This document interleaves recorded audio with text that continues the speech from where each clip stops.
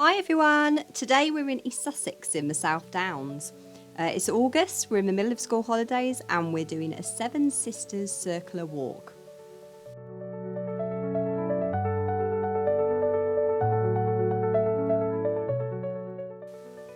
The route is nearly 13 kilometres long. The first half is all coastal and then the second half brings you back inland through a forest and fields. You can stick just to the coast and do a there and back walk, or you can walk the first 7k to the Seven Sisters Visitors Centre and get a bus back to the car park. We parked at the Burling Gap National Trust car park. Obviously, if you're a National Trust member, it's free, but there is also some road parking nearby. We did this walk on a Saturday and we got there about just before 11 in the morning and it was absolutely fine to park. But however, when we got back mid-afternoon, the car park was literally heaving, so just be warned. A big welcome to Mum and Dad's first appearance on the channel.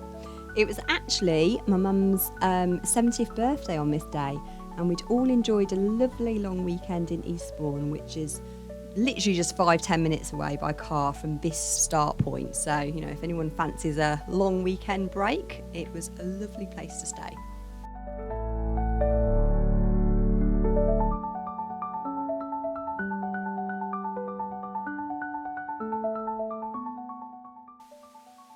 Right from the back of the car park, you're treated to a gorgeous view of the White Cliffs. Definitely one for a selfie.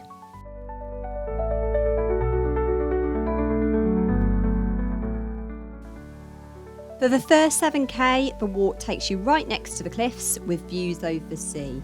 It's absolutely beautiful up here. Just be warned though, the path does go up and down. Sometimes the slopes are steep, so just go steady. But honestly, it's worth it for the views.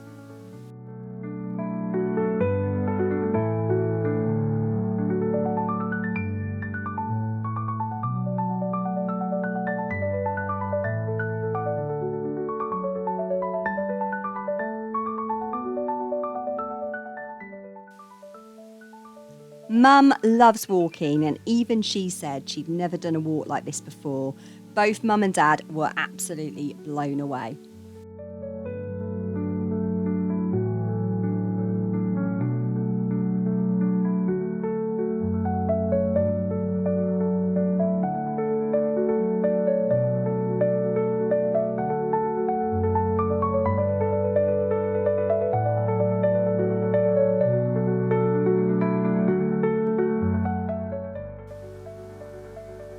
You eventually come down to a flat gravel path which, if you follow, will take you all the way to the Seven Sisters Visitors Centre.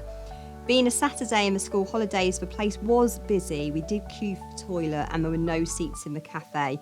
We ended up just getting a drink and ice cream from the shop there and managed to find these deck chairs outside the shop. It was actually really quiet around this side. Like I said earlier, you can either go back the way you've come, to get the bus back, or just carry on. We went back towards the road and followed the sign up to Friston Forest. And of course we had to stop by these really cute Shetland ponies.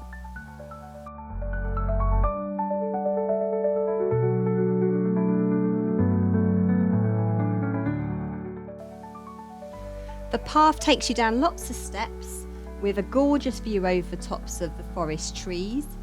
This is the entrance to the forest. To be able to buy that house for sale, honestly, it was so pretty. The route then takes you through the forest and actually it's perfect if you need a bit of shade on a summer's day.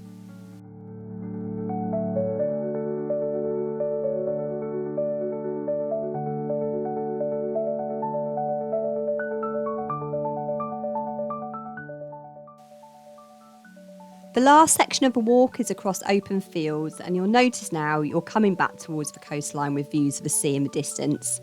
Keep following the path and it will just naturally take you back towards the car park.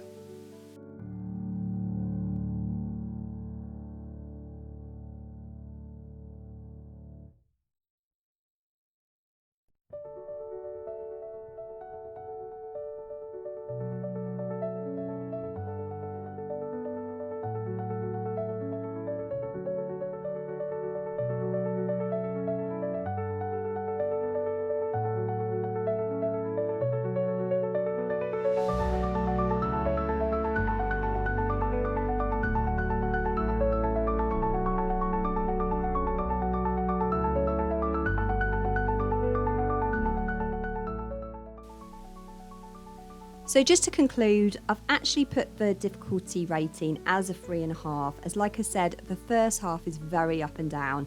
If you don't like short, steep hills, this may not be for you. It certainly does get the heart pumping. However, if you can, I'd try and get over it, as it's worth it for the stunning views.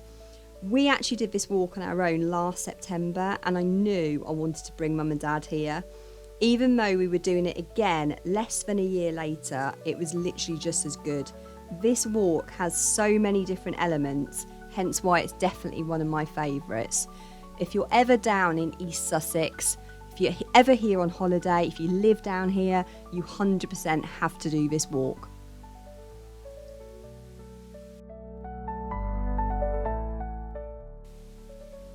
Also, the Birling Gap and the Seven Sisters spot is a National Trust site, so you can tick this off on the What on Earth app.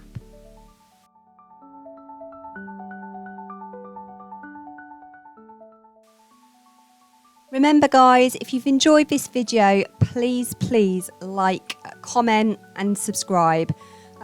Really appreciate if you do.